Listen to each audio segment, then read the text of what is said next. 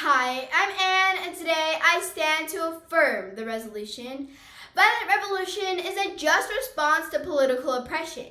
In this debate, we are not talking about whether violence is ideal or whether it's always the most effective choice. The resolution asks whether it can be just, meaning fair, morally defensible, or ethically right in response to oppression.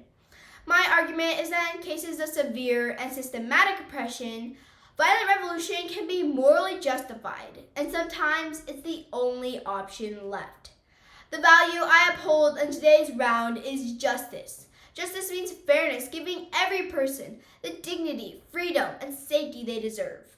It also means restoring balance when those rights are taken away.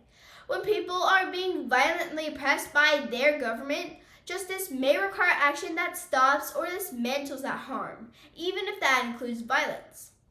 The best way to achieve justice in this round is through the moral responsibility to resist injustice.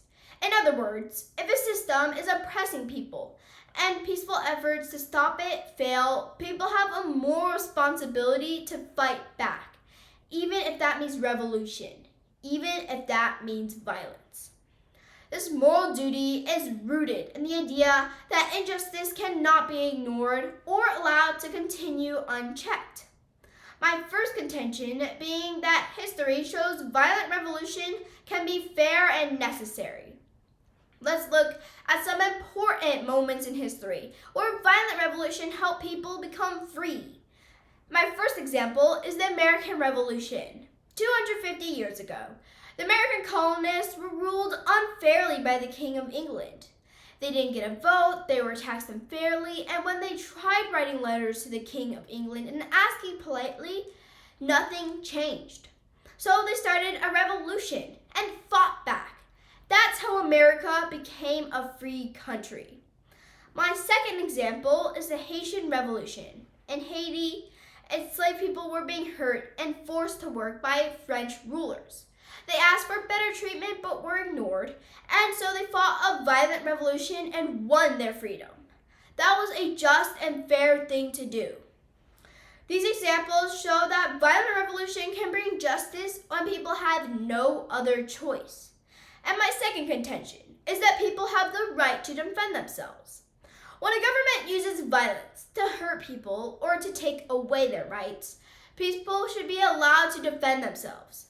For example, if a government is putting people in jail for speaking out, hurting them for protesting, or even killing them, peaceful actions might not work.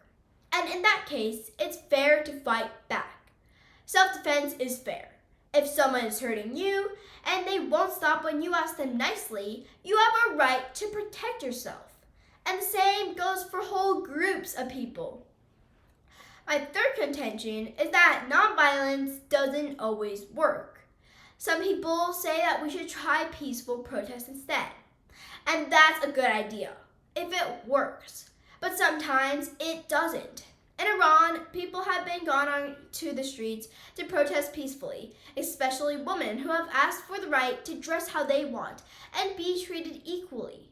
But instead of listening, the government has hurt them, arrested them, and even put them in jail for speaking out.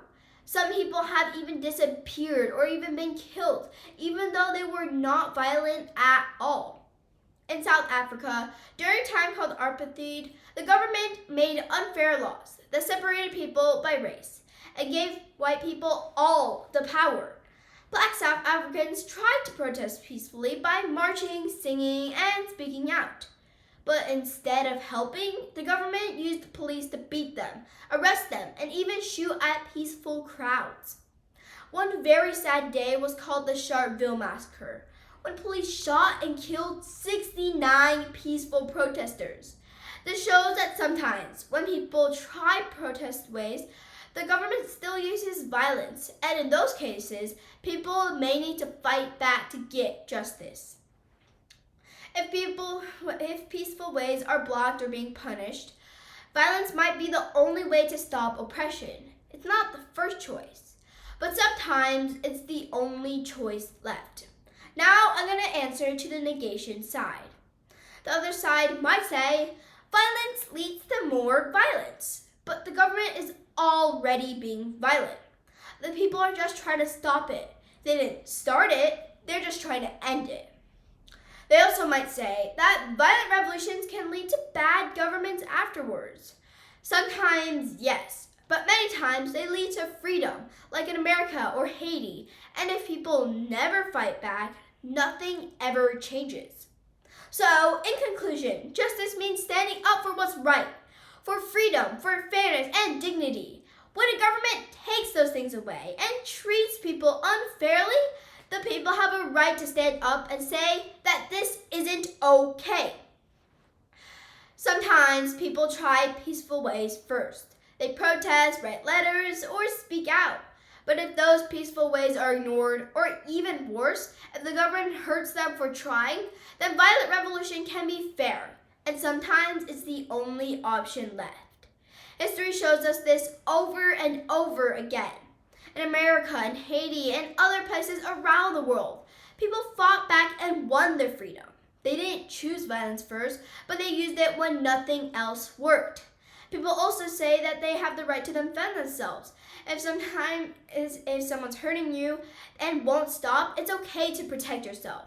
That's not wrong. That's justice. And finally, real-world examples show that nonviolence doesn't always work. In some places, people are being punished or even killed just for protesting peacefully.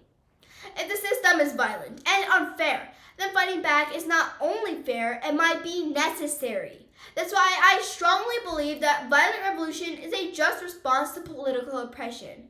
I hope you agree, and I urge you to vote for the affirmation side. Thank you.